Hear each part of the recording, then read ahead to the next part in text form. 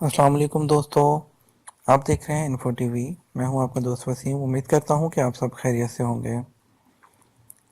دوستو، غیر ملکی لوگوں کے لیے، چاہے وہ انڈیا سے ہو، پاکستان سے ہو، یا بنگلہ دیش سے ہو، نیپال سے ہو، کسی بھی ملک سے ہو، جی سی سی کنٹریز یعنی کہ عرب ممالک میں آج کل جو ہے ان کے لیے رہنا بہت مشکل ہو رہا ہے۔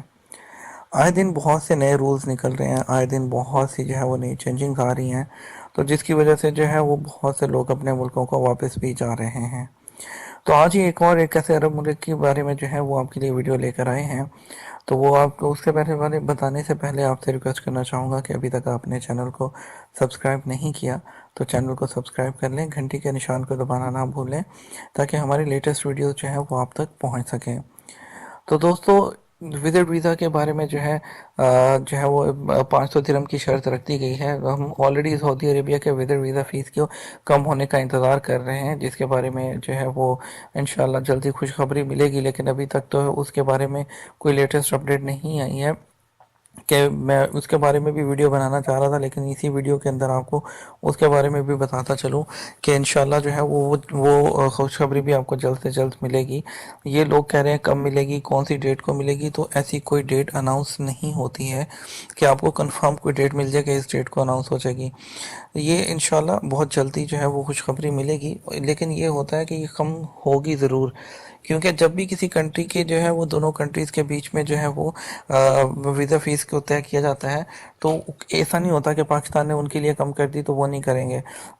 دونوں کے درمیان میوچل انڈرسٹینڈنگ سے جو ہے وہ ڈیسائیڈ ہو جاتی ہے فیس، تو تبھی جو ہے وہ کم ہوتی ہے۔ تو پاکستان نے آلریڈی کم کر دی ہے، تو یہاں پہ میکنزم ڈیولپ کیا جا رہا ہے، تو انشاءاللہ سعودی عربیہ کی ویزا فیس بھی جو ہے وہ کم ہو جائے گی۔